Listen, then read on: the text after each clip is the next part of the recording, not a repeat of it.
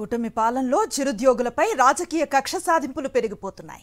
ఎప్పటినుంచో పనిచేస్తున్న మధ్యాహ్న భోజన పథకం కార్మికులను తొలగించి తమ పార్టీ వాళ్లను ఆ స్థానాల్లో నియమించుకోవడం కోసం రాజకీయ వేధింపులకు దిగుతున్నారు. రాష్ట్ర వ్యాప్తంగా వేలాది మంది మధ్యాహ్న భోజన కార్మికులను తొలగించారని బాధితులు ఆవేదన వ్యక్తం చేశారు. విజయవాడలో నిర్వహిస్తున్న రాష్ట్ర సదస్సులో బాధితులు తమ గోడను వెళ్లబోసుకున్నారు. ఒక్క అనంతపురంలోనే 1500 మందిని తొలగించారని మధ్యాహ్న భోజన కార్మికులు వాపోతున్నారు. మరింత సమాచారం మా ప్రతినిధి సురేంద్ర అందిస్తారు. మధ్యాహ్న భోజన పథక కార్మికుల మీద రాజకీయ కక్ష వేధింపులు ఆపాలని, ఉద్యోగ భద్రత కల్పించాలని విజయవాడలో రాష్ట్ర సదస్సు జరుగుతుంది.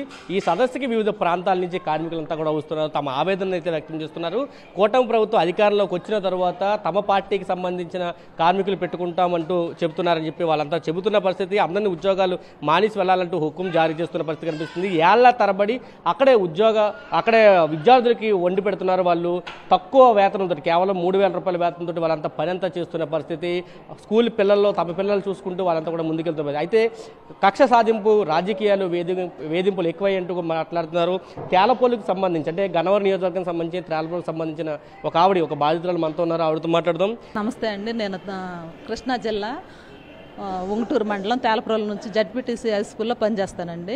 అయితే నేను 10 సంవత్సరాల మటు పనిచేస్తున్నానండి.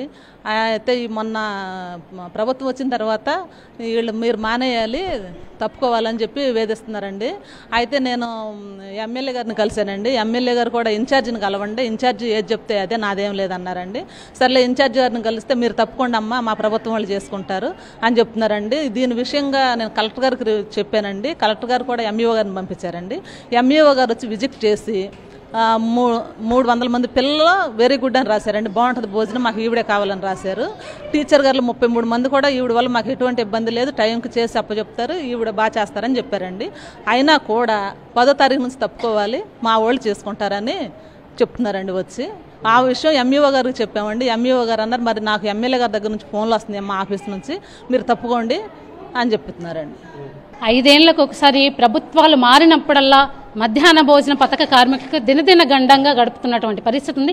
ఏ ప్రభుత్వం అధికారంలోకి వచ్చినా మీరు వెళ్ళిపోండి, మా వాళ్ళని పెట్టుకుంటాం, మా పార్టీ అధికారంలోకి వచ్చింది కాబట్టి మా వాళ్ళని పెట్టుకుంటాం అనే విధంగా ఏ ప్రభుత్వం అధికారంలోకి వచ్చినా ఈ రకంగా మధ్యాహ్న భోజన పథక కార్మికుల రాజకీయ వేధింపులు అయితే రాష్ట్ర వ్యాప్తంగా చాలా ఎక్కువగా ఉన్నాయి. ఒక్క అనంతపురం జిల్లాలోనే 670 పాఠశాలలో 1650 మందిని ఇప్పటి వరకు తొలగించారు. అక్కడ ప్రతి ఒక్క ఎమ్మెల్యేలను కలిశారు, మంత్రులను కలిశారు.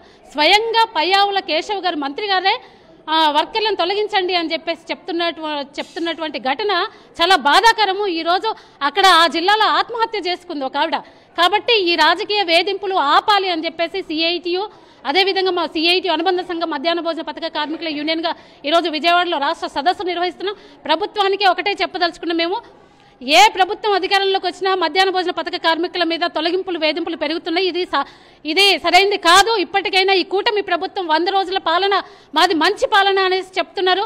కాబట్టి మీ మంచి పాలనలో ఈరోజు మధ్యాహ్న భోజన పథక కార్మికులు రాష్ట్ర వ్యాప్తంగా దాదాపు 3000 మందిని తొలగించారు.